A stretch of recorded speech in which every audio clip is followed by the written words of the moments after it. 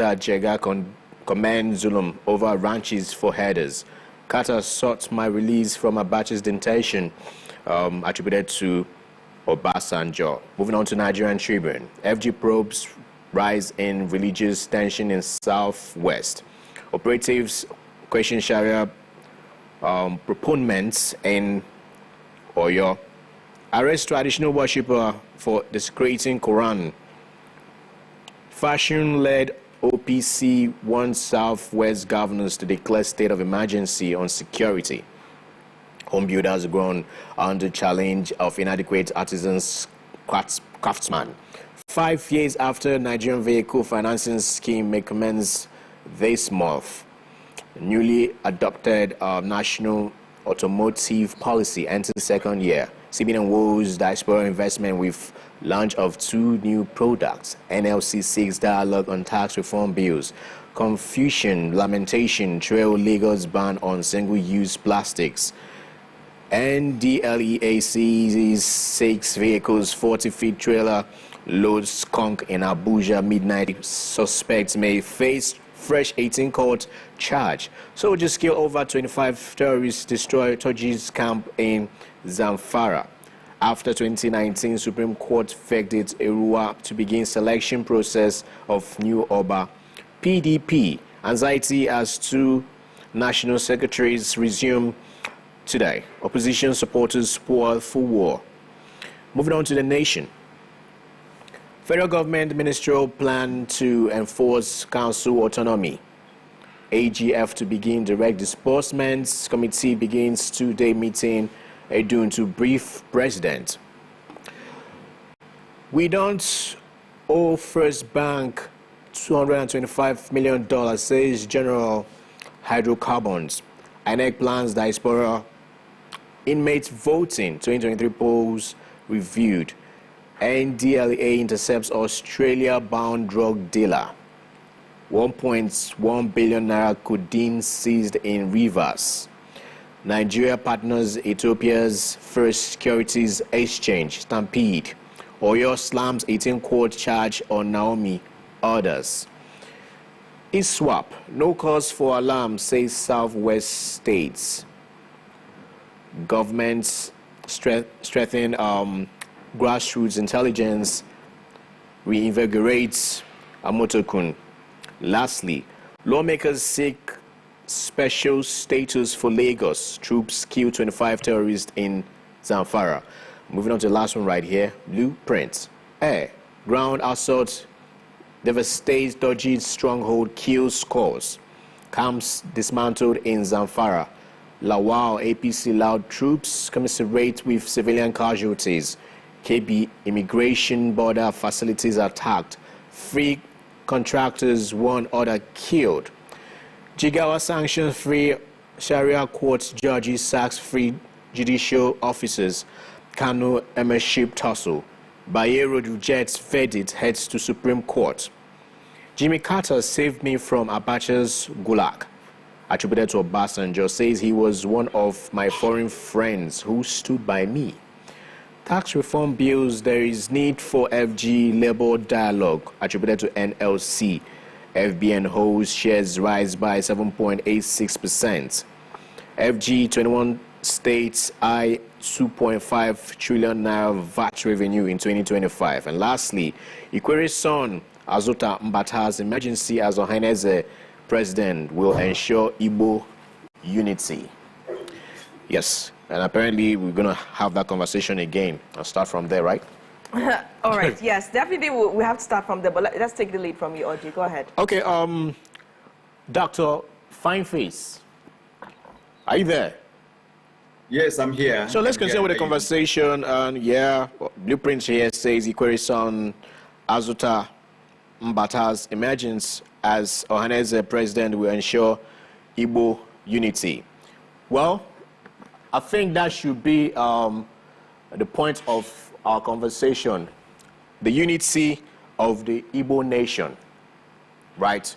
And having this cause for concern, which is happening in Rivers State, of the Ikwere people denouncing Senator Mbata calling him out and that since he took that mantle as the PG of Ohaneze, somewhat he's not their son again. We saw a sect president, read out and reel out all those information. The clips are over there on the internet. And also some other group having an open letter denouncing this young man that since he took the mantle, that he is not an Ikwere son again. And this blueprint right here talks about the unity of the Igbo nation. Apparently, Senator Mbata attaining that height is going to, bound the Igbo nation. I'm talking about the Ikwere people, I'm talking about the Abia people, I'm talking about the Enugu people, even the Igbos in Benue and whatnot. So, can you solve this conundrum for us? Can we have this conversation from your point of view? And going by what Blueprint says this morning, that the unity of Igbo nation could be attributed right now to the emergence of Senator Mbata as the PG of Ohaneze and Igbo. Your take? Thank you. I think I will pick my take from the perspective of the fact that there is this song, I don't know whether the interpretation is very correct, which they say, Osondi Owendi. Yeah. Okay? I think Osadebe sang that song, where they interpreted it to mean that one man's food is another's poison. I don't know whether it's very correct. But the point here is that why the emergence of Senator John Mbata may unite the Igbos, it is already dividing the Ikweres. So the Igbos, the core Igbos in the core 5 southeastern states may gain, but the Ikweres in the 4 local government areas of Rivers State where he comes from may not gain. Already we've seen a faction, someone competing with him, and that tells us the character of politics in Rivers State. There is hardly any time that any person emerges without you having a faction. That's one part of it. Another part of it is that even before the election, leadership of the Ogbako Ikwere Convention, which is the apex socio-cultural group of the Ikwere people, came forward to say that no Ikwere son should accept that position of Ohaneze Ndigbo's President General. But an Ikwere son came forward and accepted it. There was also a threat of maybe banishing the person or disowning the person or stuff like that. We are still waiting to hear from the Ikwere leadership. Now, the vision is already here at home. The Ikweres now are trying to now find their feet on the ground. Although it has been argued over the years whether the Ikweres are Igbo or not. But this particular incident is going to bring this discussion and this conversation to the fore. And it's going to be a very serious defining moment for the Ikwere people. Now, what is going to really define their action, whether it's going to unite them or not, is that they will also try to check the relationship between the Ikweres in Rivers State and other ethnic groups in Rivers State. Now, in the area of politics, they will now want to decide whether we accept that we are Igbos and how our other ethnic nationalities in Rivers State are going to, react to that. And the unity or disunity that is associated with that is for them to manage. So why the core Igbo nations of the 5 southeastern states may benefit from this, I tell you that the seed of discord, the seed of disunity has been planted by this particular emergence of Senator John Azuta Mbata. And if I should abbreviate his name, John Azuta Mbata, you have JAM, which is JAM. So as far as his name is concerned, he has jammed the Ikwere people against each other. And he has jammed his kinsmen against each other. And that jam is going to cause a lot of disunity among the Ikwere people. So as I speak, I think that discussion is going on in-house, and we are waiting for a general collective response of the Ikwere ethnic nationality in Rivers State to the emergence of JAM as the President General of the Ohaneze Ndigbo. All right, now speaking about the conflict, let's look at this release, a public statement from the Port Harcourt City Council of Chiefs, one of the documents that has been making the rounds on social media, like Oji pointed out earlier. And the public statement reads, "Let the records be straight. The Port Harcourt City Council of Chiefs hereby states categorically that Ikwere is not Igbo, but a distinct ethnic nationality in the Federal Republic of Nigeria. And we join Ogbako state government recognized the Ikwere traditional rulers to denounce, reject, and condemn the erroneous, tendentious, and malicious claims by certain misguided individuals that Ikwere is Igbo. So what is your take on this? How weighty would you categorize this statement from the Port Harcourt City Council of Chiefs, especially as this is one of the ongoing debates on social media currently? Yeah, definitely. We have the Ikwere Nation in Rivers State. It's comprised of 4 local government areas: Ikwere local government area, Port Harcourt City local government area, Obiakpo local government area, and of course the Emoha local government area. These 4 local government areas put together, one has made this particular statement. That is the one coming from the Port Harcourt City now. You are going to have this from the different Council of Chiefs in all the 4 LGAs of Rivers State. And when these processes are concluded, there is not going to be the gathering of the entire Ikwere ethnic nationality, where they are also going to speak on this. So all of this put together, you are going to have several developments in the days ahead, because as we speak, the Ikwere Nation is divided into 2.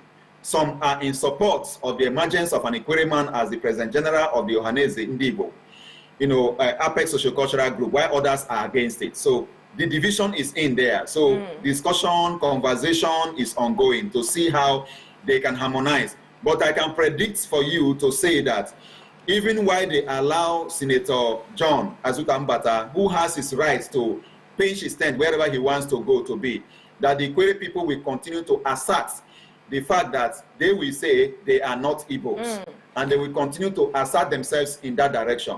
They may even go to the extent of disowning the emergence, or let me say Senator John, as their son, because he has pitched tent with the core Igbo people. But all of this put together is going to left a lot of discussion to go on, and historians are still going to define this particular moment. And it's a challenging time for the Ikwere ethnic nationality. Definitely, it definitely is a challenging time. But let's come to you, Dr. Fineface. Do you consider the election that held in Port Harcourt as legitimate? Do you consider Ikwere people to be Igbos? Well, I don't consider the election that held in Port Harcourt as illegitimate, because I believe that any election to hold to bring about the emergence of the President General of Ohaneze Igboke is better held in Igbo land, and of course in the headquarters of the Southeast, which is Enugu. I do not think that any election in the past has held in Port Harcourt. I do not also think that previous President Generals of Ohaneze Igboke, that anytime they want to elect them, they go to their home state to do the election. So I think that the election that held in Enugu is more authentic to me, because from the news I read, it was attended by about 3 governors and their representatives, and then former senators and all of that, holding at the government house lodge for security and safety of the people as well, and also to have a befitting venue for the election. So I consider the election in Enugu as the more authentic, but I believe that every member of the organization who feels aggrieved can go to court. So if the person that emerged in Port Harcourt feels that he is the authentic President General of Ohaneze Igboke, then I think he can approach the courts, and then the court will give a pronouncement on this matter that will particularly address the issue. Whether or not I consider the Ikwere people as the Igbo people is something that I think that question will be left for the Ikwere people to answer. But like I said, some people are divided to say we are Igbos. Others are saying we are not Igbos. But I think it will be better for the Ikwere people to speak on this, to tell us, because I'm also as confused as most people are to know whether the Ikwere people are Igbo people. Because I remember something that happened sometime in the past. The father of the former council chairman of Oyibo local government area in Rivers State died. The governor of Rivers State at that time was former Governor Rotimi Amechi. And when the burial was to be done, it was in Igbo land that they went for the burial. And the governor said, so you are not from Rivers State, and you are in Rivers State becoming the chairman of Oyibo local government area, to the extent that your father now is being buried somewhere else. So that kind of argument came, and it became an issue between the chairman and the governor. So all of this put together, an Ikwere man at the time, Rotimi Amechi, being angry that an Igbo man was the chairman of a council in his state, is a clear indication that a lot of Ikwere people don't believe that the Igbos are part of them, or they are Igbo people. Otherwise, that argument would not have come forward at that point in time. But like I said, there is still division. Why do some people will support that Ikweres are Igbos? others will say Ikweres are not Igbos. Osunde Owindi.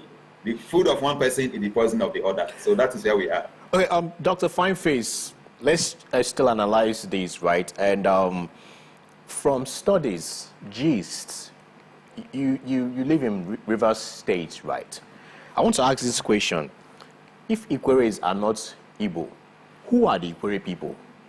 Then, before you answer this question, I want to, streamlining their culture, food, names, right? But before you answer the question, there's a piece I would want to, align with it too. It's a piece, and it's on record, a book written by the former Oba of, the late Oba of Bini, by the way, which was entitled, I Remain, Sir, Your Obedient Servant. I think in page 19, he was stating that he came across the Ikweres and Eches, who are predominantly Igbo people, right? When a custodian of a Bini culture tells you you're Igbo, and you say, no, I'm from Bini, that brings me to the question I asked you before. If Ikweres are not Igbo, who are the Ikwere people? Well, let's start from that particular analogy you just gave from the book. I think that same book also talked about the fact that the Igbos migrated from Benin Kingdom, something like that. I think I've read part of that material. Putting that into context, if you look at even Delta State, where we even have someone elected into this Ohanes Ndibo's Apex organization in Enugu, because we have representatives from all the states. In every state, there are those they call the Igbo speaking parts. I don't understand Ikwere language, but I know quite well that some people do say that the Ikwere language is very similar to the Igbo language. And as a result of that, some people consider them to be Igbo people. But I think that whether or not an Ikwere man is an Igbo man, is for an Ikwere man to say it. And again, another issue we have to also look at is that the Ikwere people, if they were actually Igbo from the beginning, ab initio, maybe they would have called them the Igbo people in Rivers State. But then, I believe that they have their own ethnic nationality, like the Council of Chiefs and Elders of Port Harcourt City Council area, who are described as Igbo people, have come forward to say that they have their distinct nationality. So I think we should go towards that direction, because it is the leadership of these Ikwere nations that come together under 4 local government areas in Rivers State that will come and tell us. Rivers people, Nigerians, are waiting for the Ikwere people to declare their nationality. Are you Igbo or you are Ikwere, different ethnic nationality? That is what everybody is waiting for, including me. I'm waiting to hear from them. At that point in time, we will all know whether or not they are Igbo or they are Ikwere, and all of these things will be defined. So posterity and history is on the watch, look at here. We are all watching and waiting. All right, Dr. Fineface, I must commend your opinionated, yet diplomatic answers on the program this morning. You have been so opinionated, but somehow you've been able to merge that with a huge level of diplomacy. I would like to commend that. Let's take this headline from The Punch before we move away from this. The serial outages, Dangote NNPCL, total 247 firms dump discos, generate 6,500 megawatts of power. Now, the national grid has basically collapsed quite early into 2025. It did collapse on Saturday, and this has sparked a lot of concern. How could the national grid have collapsed 13 times already in the most recent times? Why are we seeing all of this, and not much activity seems to be done in the area of rehabilitating the national grid? Now we're seeing some firms, institutions going ahead to set up their own power facilities to take care of their needs, because they can no longer rely on the power being supplied by the national grid. What is your take on these serial outages? Do you see an end in 2025 if we're seeing it collapse barely 11 days into 2025? Yeah, I think we are not going to see an end to that, in as much as we still continue to have a centralized electricity distribution and generation and distribution system. We are not going to have an end to that. What we may likely have is a reduction, because if 247 firms have come forward to fix their own power generating plants, which means they are going to cut off from the national grid, it means that the load on the national grid is going to reduce. And with that reduction, there may also be a reduction in the number of times that the national grid will collapse, because there is now some load that has been taken off it. And I think I must thank President Buhari for signing that particular act, the Electricity Act into law as an act of Parliament of National Assembly, whereby we have powers given to some of these private firms to go into electricity generation. And I think we have also keyed into that at my organization, the YEAC Community Energy and Development, where I serve as the director of Youth and Environmental Advocacy Center. We have also generated, power in communities in the Niger Delta. We have done it in Delta State now in Umolu, where we sited the solar mini grid that is powering the community. That community will not necessarily have to struggle to come to national grid anymore. So with some of this load being taken off the national grid, there will be reduction in the collapses. So I think more firms should go into the generation and distribution of electricity, so that the national grid we relax and balance to an extent, because a lot of load will be taken off it. So more should go into that. In Rivers State, we also have some power plants that I think they should revamp and ensure that it is running, because if we have some of those gas turbines running, the national grid will have less load, and that will lead to a reduction in the collapse of the national grid and electricity outages for the country. Definitely. Thank you so much, Dr. Fineface, for joining us this morning. It was a pleasure having you on. And thank you for always responding swiftly to all of our invitations. Thank you very much. Thank you for having me. Good morning to you all. And congratulations to the Senator John Azutambata on his emergence as the President General of Ambrose Igboke. And I hope he unites the Igbo nation, as stated. Congratulations. I think that's the greatest task before him. And I must add that one of the ways I have to charge him this morning is that he should use his position and negotiate for the release of Mazi Nnamdi Kalu. That is the task I'm giving him. Very important. All right. 2025. All right, thank you so much, Dr. Fineface. It was a pleasure having you on once again. And your appeals have definitely been heard, and your task, of course. Thank you. Thank you for having me. We'll go on a quick break now. When the morning show returns, we go on our usual trip around the region, find out what Owerri residents are saying about the election, as well as the 2027 ambition of APC to take over Afia State. Stay tuned for those reports.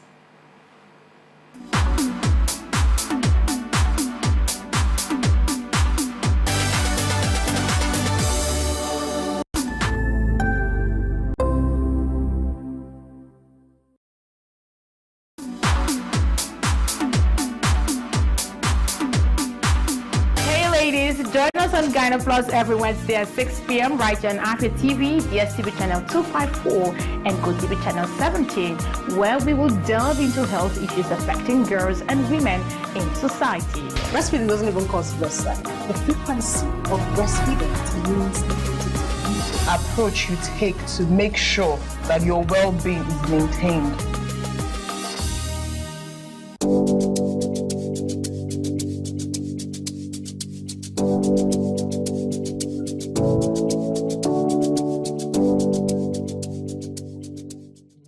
Welcome to the latest and most amazing show on your ladies and gentlemen. Welcome to Lunch Break.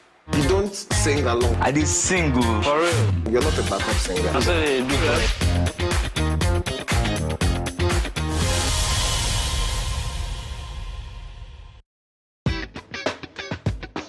It's a brand new week and another opportunity for us to gist and me to tell you, bring all the spice, all the things that are hot, trending and exclusive on social media. Sometimes I know there's constructive criticism. I know that you know how to quote it. So for the people that don't understand, I want to be like, oh, why are you doing this? Please, I'm not a cross-dresser. I'm only doing this because of the money on Facebook. There are some people you need to just tell the truth brutally. Let it hurt them. Give it hot. Afia TV official, exclusive every weekday on Afia TV.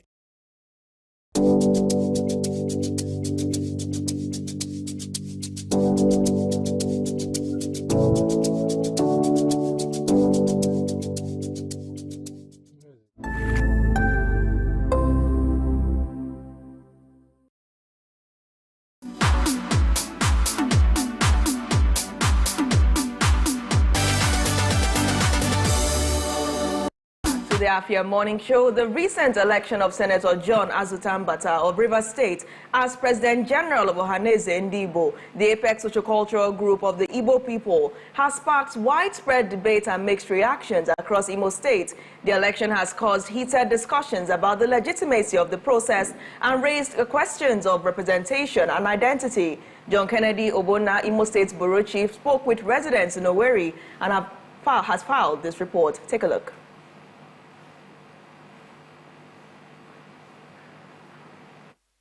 Rivers East at the National Assembly was elected at the stakeholders meeting of the Igbo Sociocultural Organization at the Old Government Lodge, Enugu, the Enugu State capital, on Friday as the organization's President General.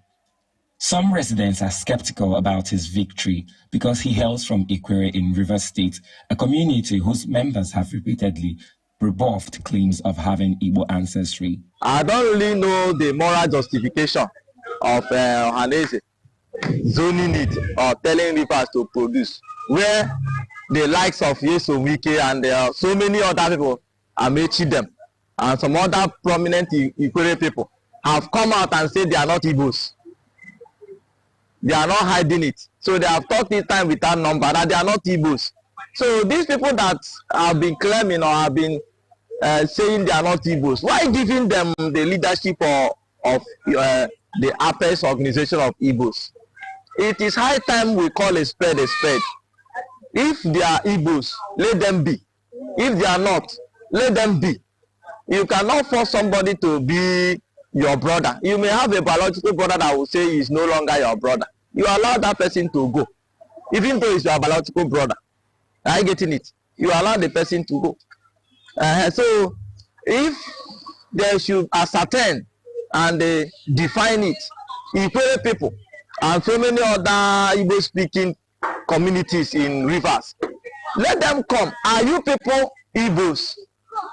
By their constitution or all those things, they are, they have their own organizations that is their head, like Ohaneze speaks on behalf of Igbos. So the same way in all those communities in Rivers, they have their own organizations. I don't know. I'm trying to do a lot of politics in that because men like Wike and others, they say they are not Igbos. Why now, Ohaneze Ndigbo is concerned, and somebody from that part of the world is trying to contest? For me, I see I'm doing a kind of politics to differentiate the Igbos, because when matters about the Igbos comes up now, I don't know, we are on our own, because men like Wike and others, they claim that they are not Igbos. So at this point in time, I am also expecting men like Wike to say no, these men are not supposed to be part of Ohaneze Ndigbo, or they are not supposed to maybe participate in that. So I have a lot of confusion, because regionally we are the same. It's because of politics they now use it to divide us. And men like Wike have accepted that they are not Igbos, and people like him. But now Ohaneze Ndigbo is not consigned, and somebody from that place is coming out to participate in the election, and I didn't hear them saying no, we are not Igbos. So I wonder what will be our fate when issues like Igbo will be talked about now, and they are the people to decide it. I don't know who they will decide. Will they take it up as there is something about Igbos, or will they take it up like the Ikwere people? I don't know. No, that's my concern. On the other hand, Emeka believes that Senator Mbata's hometown should not be the cause of concern as long as he considers himself to be Igbo. Among the Biafran, not the Biafran. So if some people saying that they're not among the Igbo people does not make them automatically. That is his own view. And everybody is entitled to his own or his her own opinion. So his own opinion does not carry the opinion of others. Understand? So saying that he's not an Igbo does not make them not an Igbo. So for him to come out for the election, that means that they are part of Igbos. So he should be allowed to contest. And since they have won, they should allow him to lead. Yes. Also, conflicting reports have emerged that Chief Uche Okuku was elected as the President General of Ohaneze Ndigbo in a convention held between Thursday and Friday in Port Harcourt. Chief Okuku, who also claims from Ikwere, is a human rights activist and once served as Secretary General of the organization. Thus, we have two Ikwere men, each claiming positions of President General. Kinika believes it is appalling for an APES organization like Ohaneze Ndigbo to be associated in such. The president of Ohaneze Ndigbo. I think the issue here is the Ohaneze Ndigbo as a group not being able to stand with their constitutions in conducting the elections is one issue. How can election be conducted and the leaders and the committee of the election in the Ohaneze Ndigbo held an election that is not in line with the constitution of the election of Ohaneze Ndigbo? And now, someone that did according to the constitution of the election of Ohaneze Ndigbo is now claiming that he's the rightful president or the winner of the election. So I think inwardly the Ohaneze Ndigbo needs to they need to control and ask themselves this question: are we really holding this group? Are we really being serious with this group? Because there are so many things that needs to be checked. You need to follow your constitutions as a group, because when you don't follow that makes that group unserious. So you need to follow the constitutions of this group and make sure that things are done in line with your constitution so that members can follow suit, not just for yourself, but for posterity's sake, people that will come up later. And Ohaneze Ndigbo is representing the Igbo group. So we can't see a group representing the Igbos being, will I say, confused in the elections where they have two factions. So I think both parties, they need to look inwardly and check out who should be the rightful winner. Meanwhile, the APES Socio-Cultural Igbo Group, as well as the presidency, have officially recognized Senator Azuta Mbata as its leader. In Owerri, John Kennedy Bona reporting. Emergence of the leader of the Ohaneze Ndigbo. We have residents in Afia that are saying that there is no room for a possible takeover of the All Progressives Congress in 2027. This follows recent political statements arising from defections to the party in the state. They made their reasons known to Afia TV Deputy Chief Correspondent Emmanuel Wazwe, who now reports.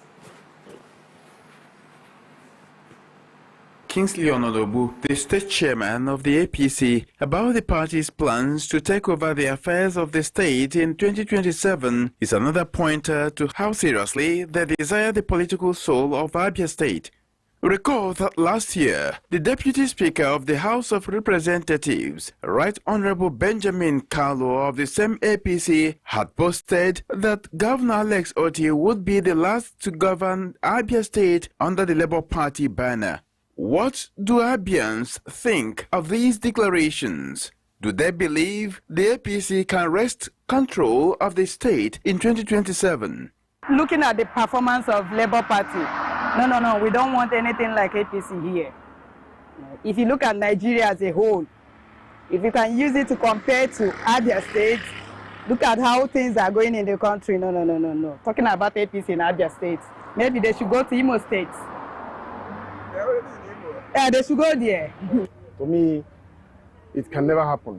Come 20 to 27, he decides to contest with the current his current party, which is a Labour Party, and you are telling me that APC will produce a candidate that will challenge Alex Otti with what Alex Otti is doing right now in Abia State, both Umai and Aba, with the changes we are seeing right now, both on infrastructural aspect and on paying workers their salaries as at when due. You get, based on that aspect, what the man is doing now is so wonderful. So you can't expect that to happen. Well, with what I've seen so far in the current governorship of Alex Otti, I myself personally wish that Labour Party continues. Yeah, because Otti has been doing well. So from what he has been doing and everything. I don't think any other party can come in. So because of what we are seeing now, what His Excellency, our dear governor, is doing for now, it cannot be possible for APC to take over other states. When questioned about the possibility of the federal government using federal might to force a change of leadership in the state, the people stood their ground, vowing to protect their votes at all costs. Federal might, it can't happen. It can't happen here. We will vote and protect our votes. So it can't happen here. It can really happen elsewhere, but it can't happen here. We believe on Alex Otieno. Well, federal might cannot change the mind of the Adians. Are you hearing me? As far as the voting is concerned, do you understand? There is no way anything federal minds can, change the system, because His Excellency is doing a very great work. It is clear that the battle for the soul of Abia State is far from over. With local sentiments strongly in favor of the current government, the question remains whether the APC's claim will translate into real political traction come 2027. In Umuahia, Emmanuel Wazwe reporting. Emmanuel. We'll go on a quick news break now. When the morning show returns, we digest these reports, and of course, we'll be joined by a priest that will be sharing his experience of being a Catholic, a priest, of course, of the new culture. He'll be explaining what the new culture exactly is. The program returns shortly. Please stay.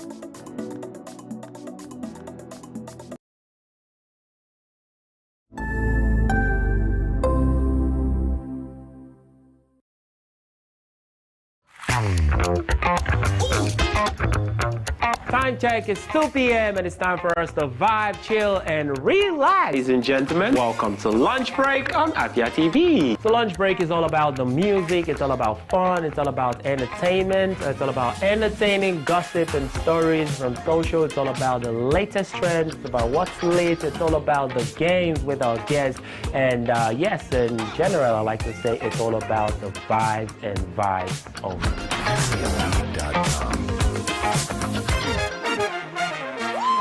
Welcome to Afia TV, your go-to channel for excellent news and incredible shows that keeps you IEI, that is, informed, entertained, and inspired. Need a break? Ladies and germs, welcome to Lunch Break on Afia TV. Join Choco to vibe and chill on Lunch Break at 2 p.m. for the latest trends in music and entertainment. Not like I have big money. Dive into the world of innovation and creativity with Rochelle on Anka. It means art in English. Where creative minds and groundbreaking ideas come to life. Tune in every weekday at 8 p.m.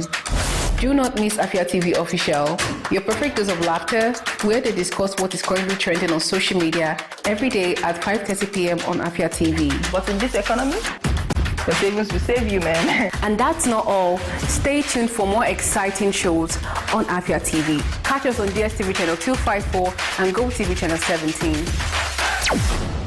Good evening to you, viewer, and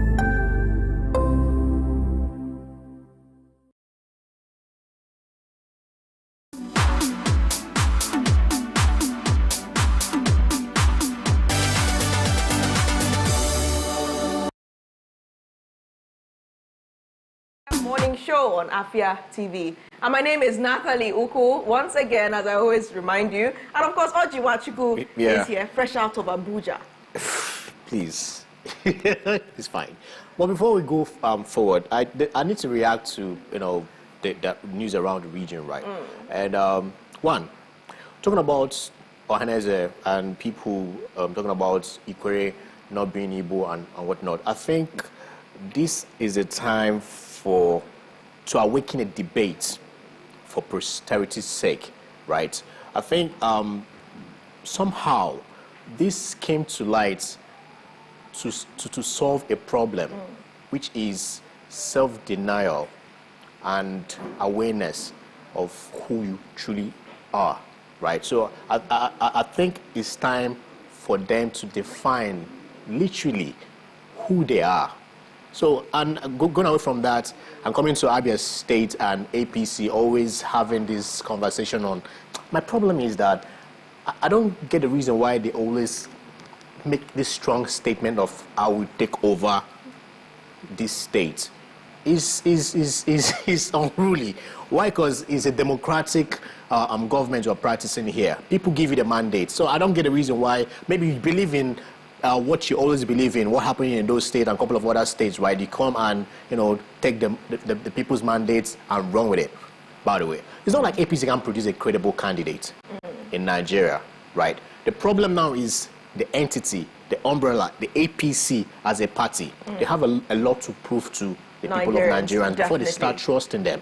And then again, Abians can relinquish power to another party. They say the devil you know the rest, right? So Alex Otti is doing a whole lot under the umbrella of LP, Labour Party, and they've never had it this good. They've had almost, in the past years, the worst governors ever in Nigeria, by the way. So they've never had it this good. So the devil you know the rest. Well, if we're having these possibilities and prospects, then you have to now ask yourself, why are we seeing people defecting to the All Progressives Congress? Why are we seeing the All Progressives Congress welcoming people, especially prominent ones from the People's Democratic Party, if the prospects right? are that low? Yes. You know what politics serves, right? Yes. They're not permanent enemies. It's all about personal interest. And of course. So we still have people that have faith in APC, whether or not it's for united interests or their own personal interests. But joining us now as we discuss something to help us unwind and remember that there is something that we should all hold more important than politics or any of the vain material things we're doing here on earth. And of course, that is religion. And what's more important, evangelization of the new culture. We're joined now in the studio by Father James Anyebu, a Catholic clergy and founder, Faith Chat Platform. Thank you for joining us this morning. Good morning, welcome. Thank you, Natalie. Welcome. Welcome. I have to say I'm very excited, Father, because I'm seeing a contemporary way of spreading the word of God, and that is what I think is in tandem with 21st century. So I'm so happy that you're doing this, and I'm happy that you've given us the honor of coming to our studio to tell us more about it this morning. So right before we get into it, could you please help us understand the concept of evangelization of the new culture? What's that all about? What is this new culture? Thank you so much, Natalie. Thank you, Oji. You're welcome. The new culture is specifically the social media, the internet culture.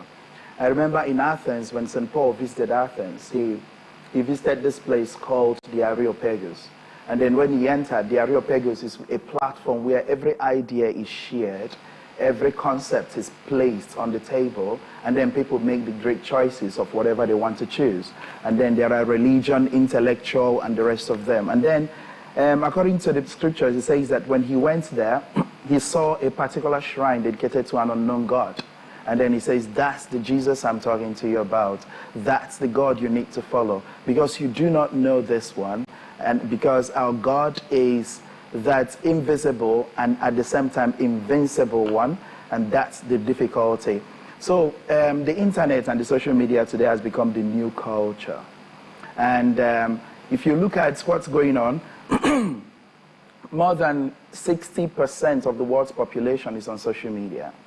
And then every individual uses their social media average 2 hours plus. And then in Nigeria, it's about more than 30% of the Nigerian population are on social media. And that's the new culture. Definitely. So now tell us your experience being a priest of the Catholic Church for so many years. What has that been like for you, especially with your contemporary forward-thinking ideas on how to evangelize? Yeah, I was ordained a priest in 2013, and I have always had this nudge towards the young people. And I follow the young people. I'm young myself, so I follow the young people. I see what they do. I see where their ideas are veering towards. And I love it. I love the fact that young people are willing to explore. Young people are willing to look, beyond what is in the present. And they're exploring, they love adventures and the rest of them. And social media has become the place, where they kind of explore their identity, explore their faith, explore their religion and the rest of them, and even their own sort of individual purpose in life. So they love exploring. And my priesthood has been to help them, even as they want to explore, but they seek it the right way. To help to guide their attention towards the one who is, who was, and who is to come. Yeah. Okay. When you talk about social media, the internet, and yes, people aligning with all that, it's always the thoughts of people sway from the norms, because there are a lot of ill things that happen in the internet. People having the wrong role models, right? Because the vices, the things happening. Let me bring it down here to Nigeria. Somewhat are inspired by what we see. It's now visual. Yeah. People see these things, see their role models do some sort of vices and ill things, and those are the things they copy. No real role models outside social media right now. So my question is, how to capture their attention and redirect it to the new concept of the new culture you are actually preaching to the people of the world? Yeah. So we love community because we are created for community. We are not created to be alone. So the first thing that I intended to do, and I've been doing for the past 4 years now since I ventured into active social media evangelization, is to build a community of persons like Jesus did. Jesus, when he came, he didn't do it alone. He built a community of 12 people, at the same time 72 people and the rest. So today we've built a community of more than 3,000 people across the world. And these 3,000 people becomes the harbingers of the messages that we preach online. So not just that I have more than or close to 2 million people following me on my social media platforms, but these are the real communities. These are the ones who have taken me sort of as their role models. And it behoves on my own, responsibility to be there for them, to model that real Christ to them. Because like you said, there is no, social media has been tagged as not real. A lot of people post only what they tag as the best of them on social media, even when they are passing through a lot in their life. So I'm trying to show people that, yes, even if you want to show the world this is the best of you, but is the best of you best for God? Is the best of you best as a follower of Christ? I'm currently on your Instagram page, and I'm seeing you have 172,000 followers on Instagram alone. That's fantastic. I would like to know how your followership grew on this page. How were you able to grow it? People came to you or you reached out to them? So it happened because of my TikTok as well. Yeah, so because I am on TikTok, and my TikTok at the moment has more than 1.5 million followers. And because of that, so I dance, I sing, I do all the, all the things that brings out the joy of Christ to me.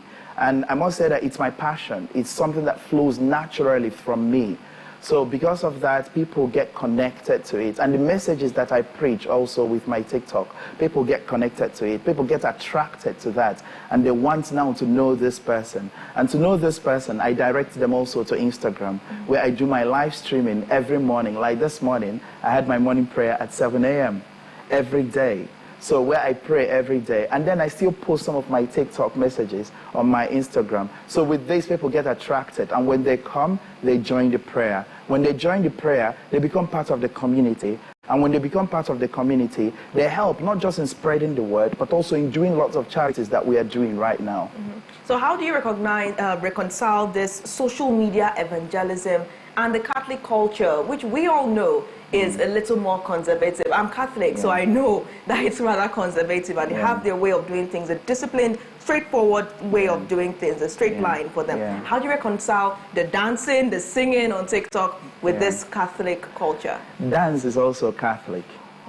Yeah, to dance is Catholic. To sing is Catholic. To do what I'm doing on social media is absolutely Catholic. It's just that because we have a certain mentality about the social media and how we feel like social media is, and that's why we tend to be like, okay, Catholicism is this way or that way. Catholicism is a religion that works with culture. And that's why we have the idea of enculturation. And that's why Catholicism was able to evangelize many nations around the world, including our Igbo land here in Nigeria. So the reason why they did that is because they appreciated our culture. They did not come to take away our culture. They appreciated our culture. That's why in the Catholic Church, you have the drums, you have the language, because culture is not the omenala that people are doing today.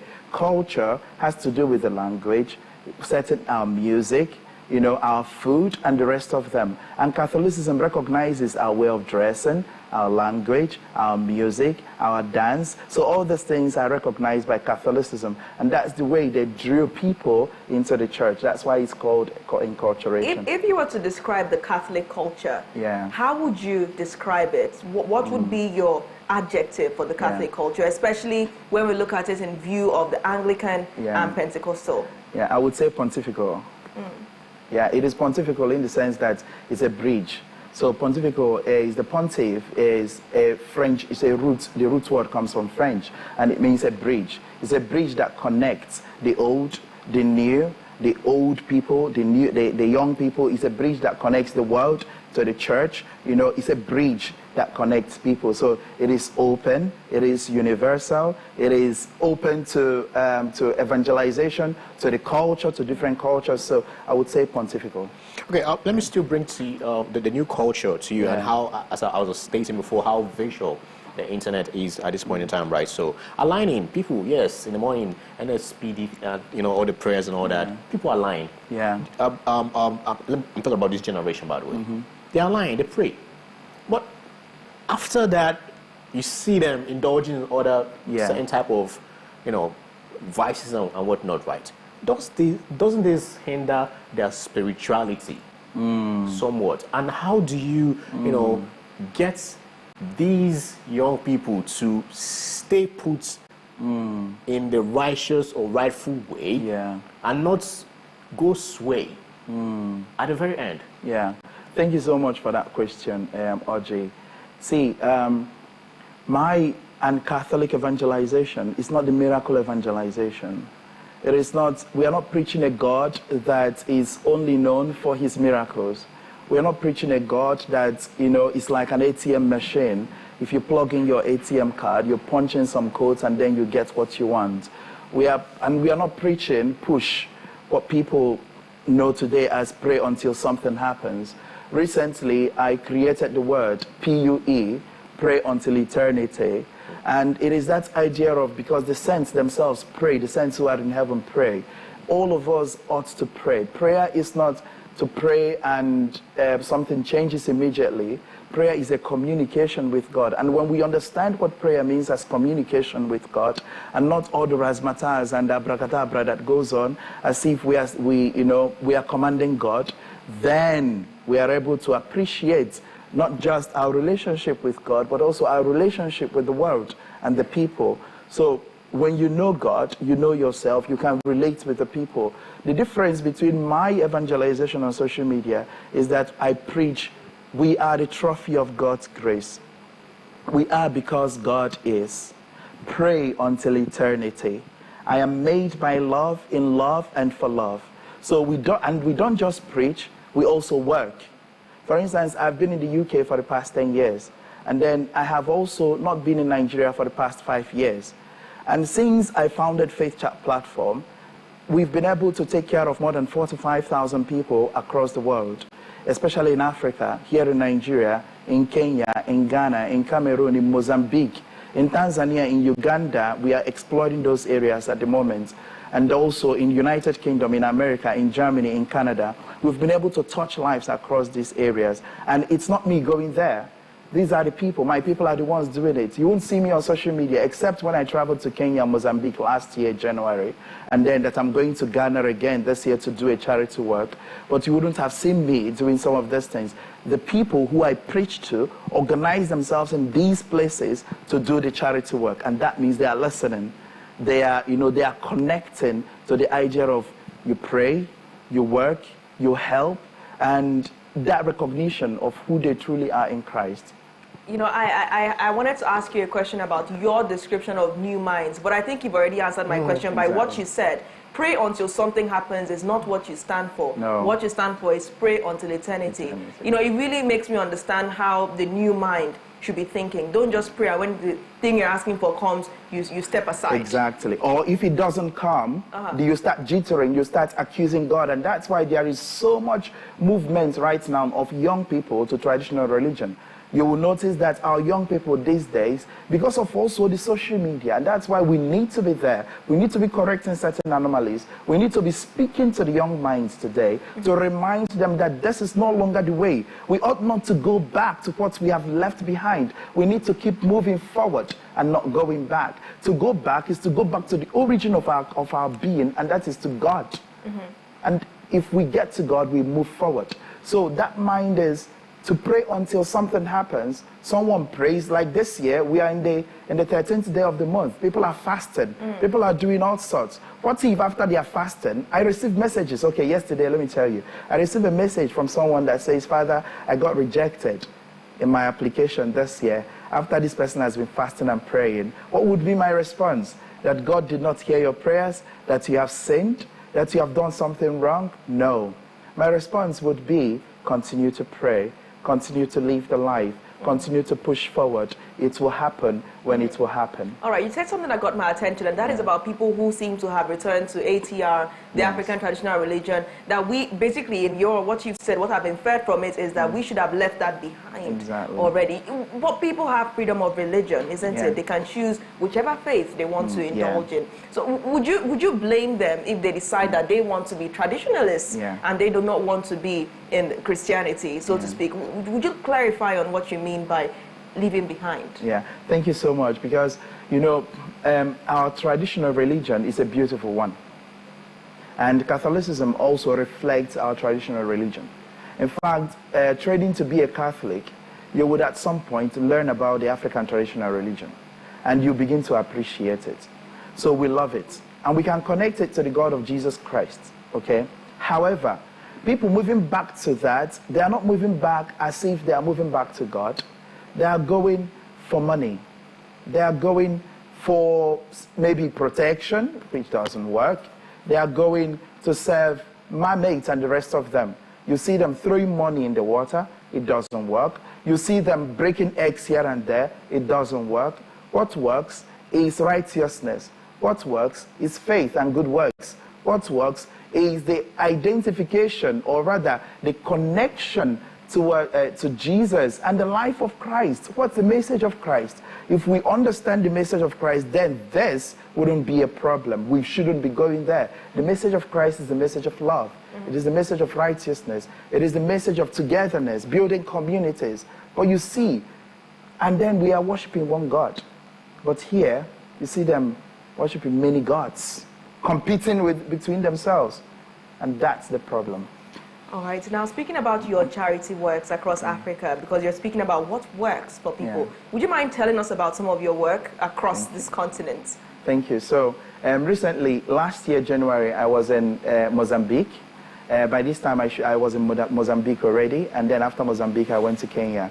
So in Mozambique, we are taking care of young children. We work with already existing charities. And then we help them, we support them financially, and with our presence as well, volunteering towards feeding, education, providing toilet amenities as well, or facilities for these kids. When I visited Namasha in Mozambique, I noticed that there are lots of kids without parents, and they are, loitering around and confused, and, and then they don't have good toilets and bathroom in their area. So my charity are building about 3 toilets right now in Mozambique. We just finished one, getting to the second one, but because of the political crisis that arose last year, we had to stop for the safety. Then in Kenya as well, we are supporting also St. John Bosco, the Salvation Fathers. They have these young street boys and girls they picked up, and they are taken care of. We support them. We go to HIV and AIDS, young children who have been abandoned. We support them as well. And then we go to prison, we support them. In Nigeria, we are in Abuja, in Lagos, in Oka, in Enugu here, in Port Harcourt, in Aba, in Owerri. And then we are also in Ghana, in Accra. We are supporting kids, families, feeding, and the rest of them, yeah. So how do people, you're doing a whole lot, right? Yeah. How do people join a platform? People might be inspired and want to, follow suit and, join up and aid people, the way you are. So how are they going to align, with your campaign if they want to? I know a lot of people are interested right now watching, and they are amazed, thus far, what you've achieved. So talk to us about that. Yeah, the first thing I would say that the person follow first my social media handles. The second, join our morning prayers every morning at 7 a.m. every morning, because that's where the messages are preached. And I'm also a mental health specialist. So I preach not just the message of Christ, I also preach on how people can take care of their mental health too, because I'm a professional British trained psychotherapist. So I help people in that field as well. So join the morning prayer, pray with us, listen to the word of God, listen to the message of hope. And then right there, I always announce how you can join our WhatsApp group, because we don't post the WhatsApp group open for people to just push in. You see the intentionality. You come for the morning prayer, we introduce you to the WhatsApp group, then you intentionally send the message, I want to join, and then we send you the link. Then you join us, and then all the messages, you start getting all the announcements and information. From the big one, you now join the individual communities. All right, and I have one last question right before we let you go, and this is something that is happening on the national scene, and it has, of course, arisen a lot of concern in people. The Italian Bishops' Conference has introduced new guidelines permitting gay men to enroll in Roman Catholic seminaries, provided they commit to a life of celibacy. Yeah. What do you think about this? I know when you hear the word gay, it's already very controversial.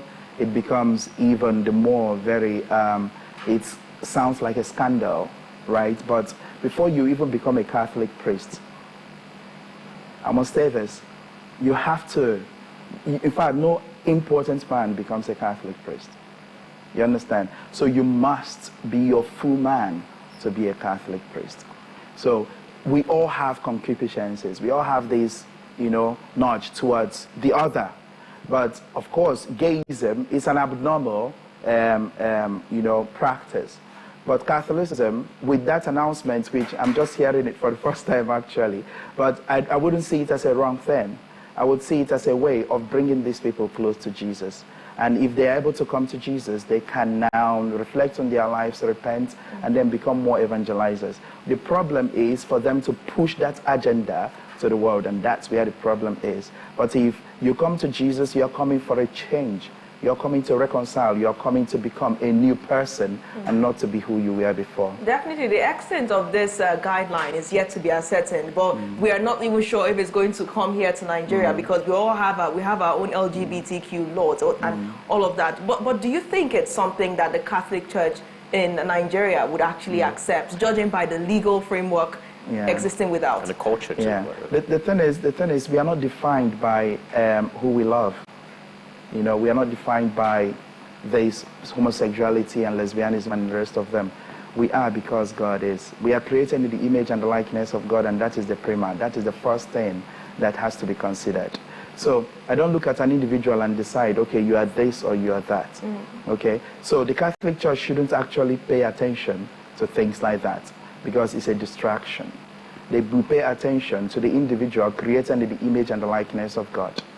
All right, thank you so much, Father, for joining us this welcome. morning. Thank you. And, well, we hope we meet again And we're also able to discuss more of your work and what you're doing on social media. Thank you so much, Father. Thank you, Nat. Thank you, Audrey. Thank you. We'll go on a quick break now. When the morning show returns, we're joined by the Honorable Commissioner for Lands and Urban Development in Enugu State as he explains more about the new urban areas, several of them actually in the state. The AM show returns shortly. Please stay.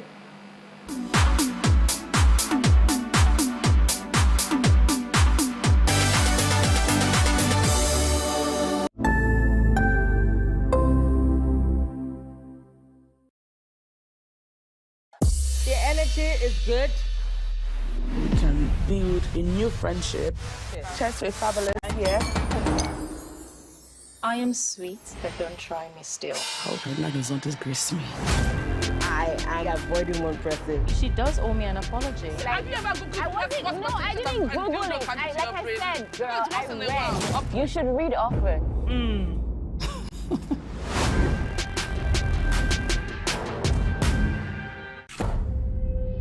We were warned about this marriage.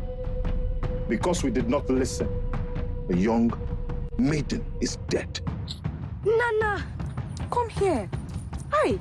Why do you speak so freely with a stranger from Ajani? We were just talking about offering Ojigijag a seat on the council. The gods be praised. Legodo Nselko, he has 2 wives. So why are you making it look like it is a big deal?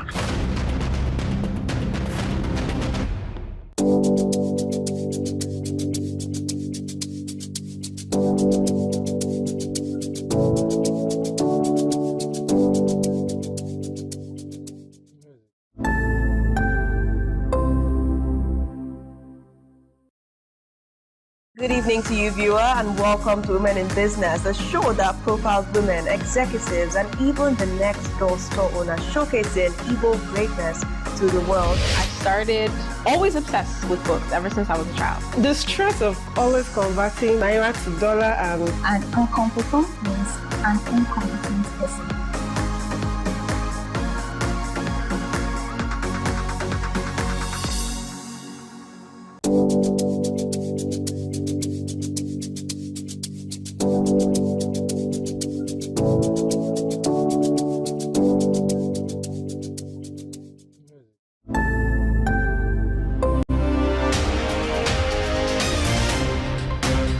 My name is Ubon Kings. I am Marvelous Akwamaga. I am Chioma Okbala. My name is Ifunaya Ndule, but I'm living in market speaking.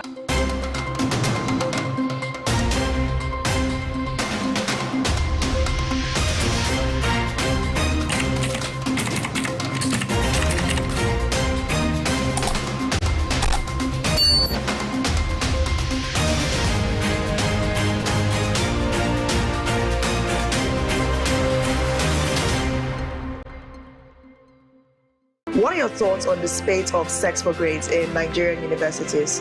This very issue of owing salary should be criminalized. How can they amplify their voices? People don't have evidence. You want to get to know about it?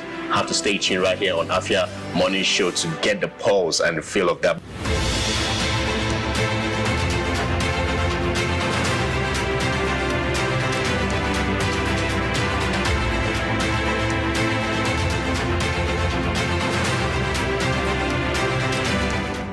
Hey ladies, join us on Gyno Plus every Wednesday at 6 p.m. right on Afia TV, DSTV channel 254 and GoTV channel 17, where we will delve into health issues affecting girls and women in society. Breastfeeding doesn't even cause bloodsack. The frequency of breastfeeding means the approach you take to make sure that your well-being is maintained.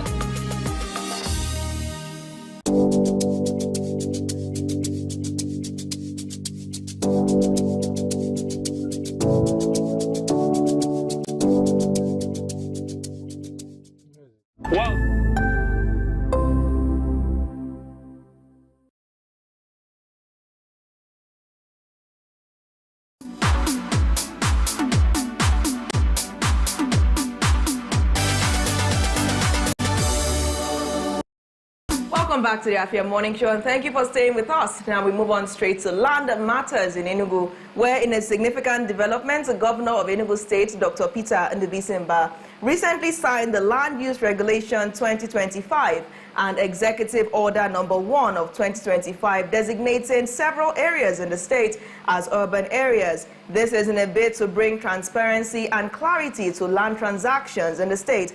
But the implications of the new regulation and order is still in concern for residents. Commissioner for Lands and Urban Development in Enugu State, Barrister Chimobi Okorie, joins us now to provide more clarity on this significant development. Thank you so much, Barrister Okorie, for joining us. Thank you. Good morning. Yet again. Good morning. Welcome. Good morning. Thank you. Yeah. Good morning. Good to be here again. Many people are asking right now, we had rural areas, we had urban areas. They're asking, what was the necessity of transforming these rural areas, some of them, to urban areas at this point? Why did that need to happen? Thank you. Pleasure to be here once more. It's important to start by recognizing that no area is predominantly or permanently rural. So what the Land Use Act recognizes is probably a graduation. And it puts a responsibility on the governor of the state to intermittently determine urban areas and rural areas. So functionally, it is a characterization of law. The governor, in making that determination, which the law, the Section 3 of the Land Use Act, expects him to exercise a discretion to do, takes several factors into consideration. Principally, of course, is the governor's agenda today to develop Enugu State. The governor, His Excellency Dr. Peter Mba, has committed that every spot in Enugu State should be developed. And so what His Excellency is looking at is the fact that this development needs to be guided and properly regulated. So pronouncing certain parts of the state as urban, as against what they used to be, it necessitates a deliberate urbanization policy for those areas, as against allowing them to just grow on their own. It probably would then mean that areas are going to be designated as residential. Some parts of those areas are going to be designated as industrial, and probably for agricultural use and for the several uses that we recognize in law. First, let's start with the impacts this transformation is going to have on these areas. So let's first of all start talking about the impacts of this transformation before we get into more conversations here. Especially on local government administration. Yeah. These lands in rural areas used to be under the administration, the oversight, the jurisdiction of local governments, but now we're seeing the administration being transferred, if my assessment is correct, to the state government. So tell us more about how this would impact the administrative process for these lands that are now urban.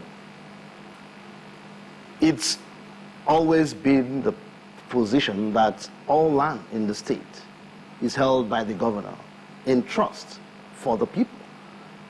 So it also has always been the practice under His Excellency Dr. Peter Mba that it has always been a collaborative gesture. So you discover that he has usually gotten the local government chairman to be part of the development agenda. And this will not be any different. The designation of certain parts of the state as urban areas means that there will be more collaboration with the local government chairman. It means that there will be more partnership with them. Let's take, for instance, the parts of the state that hitherto were urban areas, like the Enugu North, like the Enugu South, like the Enugu East local governments, like Nsukka local government. I don't think it was anything less than an excellent symbiotic and collaborative relationship with the local government. And so we expect that it's the same level of partnership that will be, spread to these new ones. Beyond the obvious developmental needs of the state, is there a revenue generation angle? Because many people would be saying, especially those within those communities and the rest, that is this in a way that the government intends to boost the internally generated revenue in the state, seeing as such fees as development levies and others may now be paid directly to the state government? Tell us about the revenue model, if there is, if this is a motivation for this new order. I think the critical word is regulation. And so if there is a closer and more guided regulatory activity around these areas, it's possible that that would necessitate certain fees and, of course, certain maybe rents and all of that. That people may not be used to already. That people may not be used to already, yes. So the critical thing then is, remember there have been two buzzwords for us. One is unlocking assets, and the second one is a shared prosperity for the Enugu.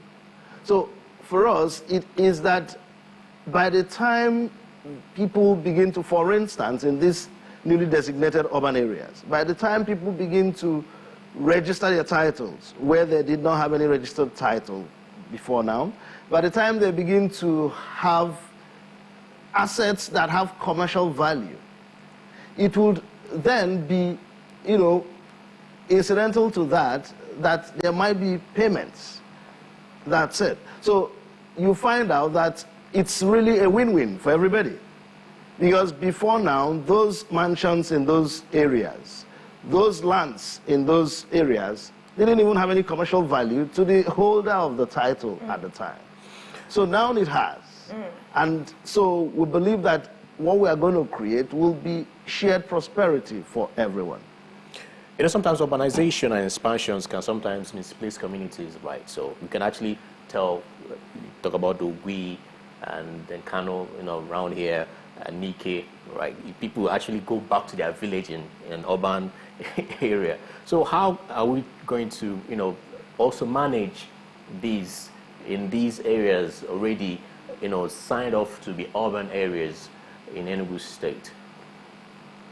Yeah, thank you. We have already been guided by His Excellency, the Governor, on the possible negative impacts of urbanization. And His Excellency is very, very intentional and deliberate on that all of the possible negative impacts should be avoided in this case. And that is why we have started with these regulations and the executive order he signed in. It was really like a double-barrel thing, he signed in recently. Now, they are going to make sure that we don't have such cases. Studies show that in locations in countries where you've had those negative impacts, it was actually because there was no deliberate regulation of the urbanization agenda. So rural areas were just allowed to grow. People were excited at the growth. People were excited at industrialization. People were excited, and then before they knew it, boom, and they lost homes. They lost localities. But in this case, it's definitely not going to happen because these regulations already tell the role of government, the role of people, and the regulatory responsibilities of all the third parties that will be coming in.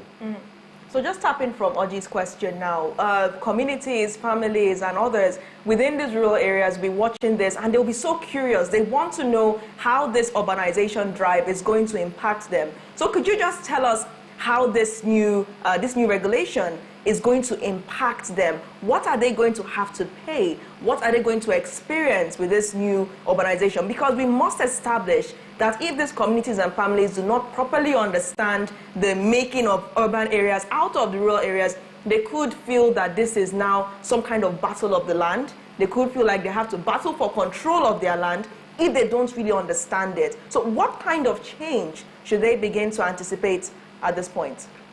Thanks. It's good we remember that under the law, what you call your land is only perfect with a title document, the statutory right of occupancy.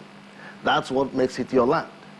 So it is only possible that people have lived under what we would say is a deemed right all these years.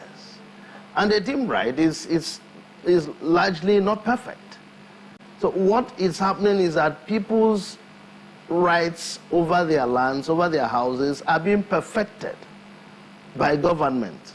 So it's important that it's seen from that positive light, that you would have thought, because probably there had been no contestation, there had been no dispute that this land is yours, that this house is yours. But suddenly, things happen.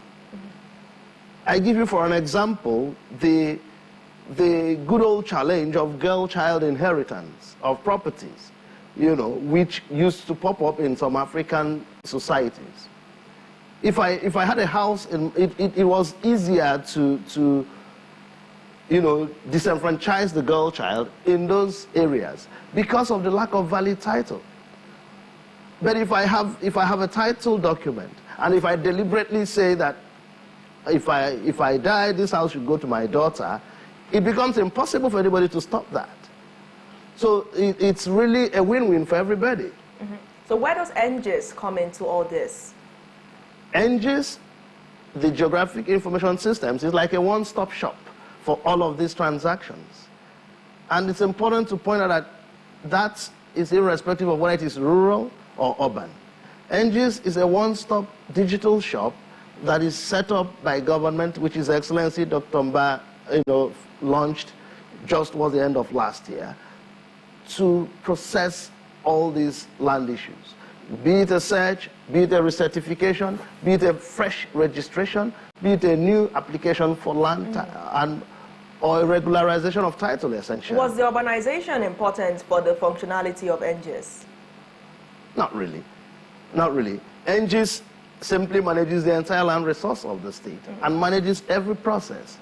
The urbanization is to now enable people to unlock these assets. It is now to guide the development of those areas. Remember that these areas were already growing. They were already, quote unquote, getting urbanized. But what it is now is that it would be properly guided. This prevents situations in the future where you would have probably now coming after the development to begin to probably pull down structures. Now you are going to plan. You're going to be able to say that there will be a dual highway running from point A to point B in that locality. You won't have to come 20 years later to say, oh, it would have been a dual carriage, so let's demolish all the buildings along that road. Now you're going to plan and say this location is strictly for industry or for industrial purposes.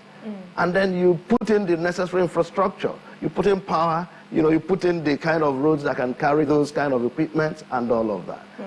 Yeah. If NGIS is supposed to improve the transparency and reduce the confusion in land administration, and the government has now urbanized several once rural areas into urban areas, shouldn't we say that there is some kind of link between the two systems? Because if urbanizing is going to make those areas more transparent than if they were seen to be in the hinterlands, shouldn't we plausibly say that there is a direct link between this urbanization and the functionality of NGIS? That's my understanding, but what do you have to say about it? Absolutely, you're correct.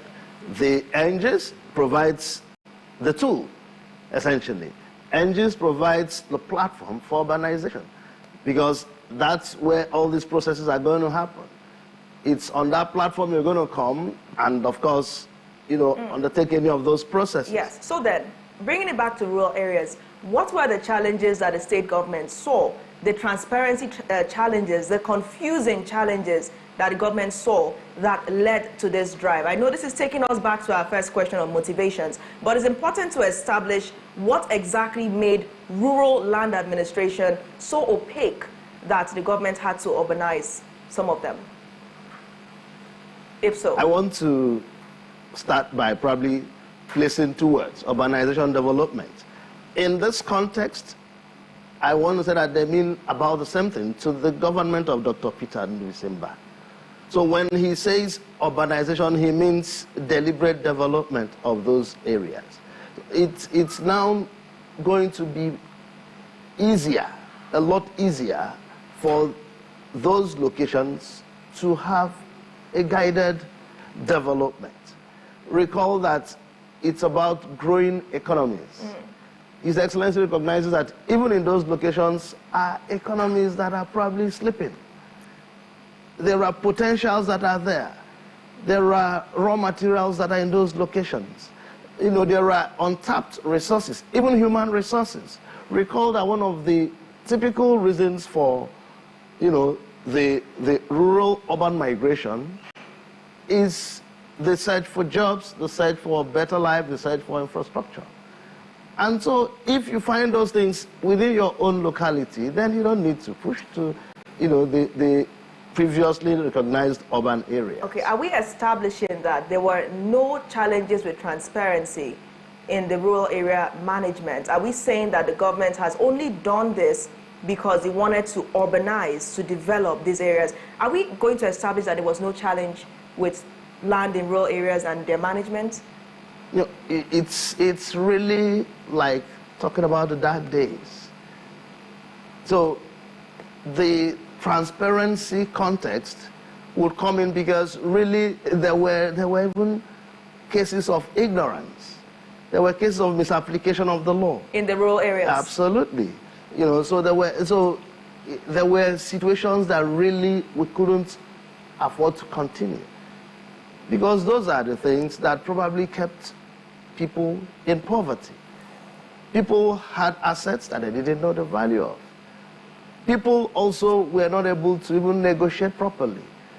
In some of those rural areas, it was possible for investors to come in and deal directly with the communities without even having a fair deal for these communities. It was also possible for unstructured developments to proceed. Recall that within the past less than 2 years, His Excellency has actually made sure that practically every project was targeted at every political ward in the state. So to that extent, you will see that he was moving into tying up the entire Enugu as one economy. For instance, when he deployed 260 smart schools, he promised in the Enugu that for each of those smart schools in every political ward, there will be access roads to those schools, such that people could get the best, world standard education, even at those communities. So these are also features that needed to be properly laid out and properly structured. Now, speaking about value, for people who own land in those rural areas, now those rural areas have been turned urban. What is the impact on the value of such property? Tell us about value. It simply unlocks the value for them. It enhances value for them. What is this value? Value of land, of course, as a real asset. It's about the price. It's about the use. So it makes it a more enhanced value. And it also makes you better able to negotiate. And you're talking about cost of living for residents, apparently, in those places, because definitely it's going to skyrocket. Are there plans to mitigate these two, right? Because apparently, urbanizing these areas, they're going to experience a lot of increase on the value of the land and residents, housing, and whatnot, right? So are there plans to mitigate, knowing fully well the economy and what we're going through at this point in time? Thanks. The economy is really an interplay of several factors. So we cannot say that the costs will continue to increase. What we expect is that there will be more money in the pockets of citizens of Enugu. Can you define that, sir? Okay. Okay, so let's look at it in the practical terms. You have within your community, which has now been declared an urban area, you have a deliberate plan by government setting out an industrial area, for instance. And we know the way His Excellency Dr. Mba has been attracting investors, industries, within and outside the country to come and invest. So you are sure that some of those companies, some of those factories are going to be located within that locality. Now that tells you that there will be jobs, there will be employment for young people within that locality. That tells you that even the workers are going to need houses to live in within that locality. So they're going to pay you rents. So there's money in your pocket.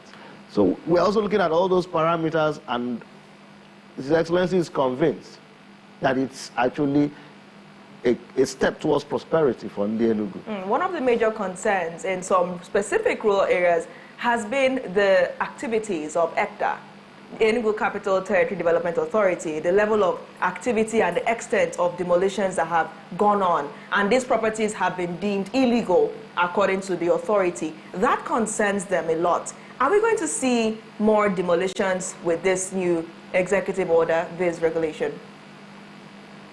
Well, first, you know, I don't speak for the capital territory, but then, of course, I know as a fact that we have a lot of collaboration with them. And by their process, I know that usually it's either they are checking for a building plan approval or some other relevant approvals. And these are things that impact to the bigger picture. We are grateful that we've hardly had any case of building collapse in Enugu State, like we have in a few other states. And it's something we should be proud of, and it's something we should strive to take to a 100% level. So there are no indiscriminate demolitions, essentially. Even when you get a notification to produce a building plan approval, there is still a demolition notice.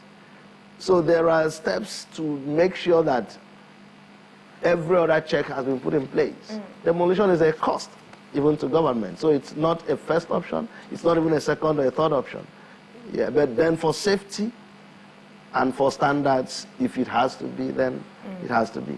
All right. Now, while we round this up, because we're already overshooting our time right now, why should Enugu embrace this new urban areas? Why should they embrace this executive order, this land use regulation 2025? Why should they be interested in the new revenue that it may create for the state? Why should they welcome the idea of these areas not being under the explicit jurisdiction of the local government anymore? Why should they accept this?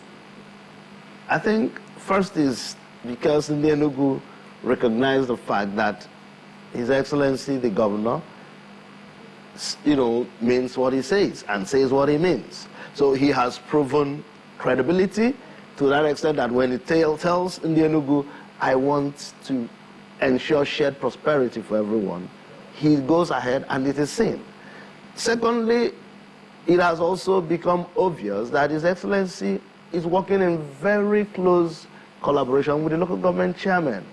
So, for instance, for even the areas that are still rural, when we recognize that the NGs will still be the one to process their titles and to process, you know, land administration issues for the rural areas, it tells you that there is still a fantastic relationship with the chairman and with the local government administrations. So I would say that Enugu should just sit down and enjoy this sweet ride. We've never had it so good, and we keep being grateful to His Excellency for this great initiative. All right. Thank you so much for joining us on the show this morning. And I'd like to delve into the progress with NJ so far since our last interview, but we've already far overshot our time. Maybe next time. Thank you so much. Thank you very much. Thanks, Natalie. Thank you, sir. And on that note, we draw the curtains on the Afia morning show this morning. Thank you for waking up and making this your first point of contact. It's always a pleasure waking up to give you all the information that you need to start your day in the best way possible. And do well to stay tuned for the Afia morning show tomorrow as we receive a response from Ambassador Amaka Weke, the President, Women Support Women Community Network, to the interview granted to President of course, Wosuwo Onyinye Mama last week on this program. You don't want to miss it, so stay tuned for that content tomorrow. I've been your host as always, Natalie Uku. And I remain Oji Nwachuku. Have a splendid Monday and a week ahead. Bye for now.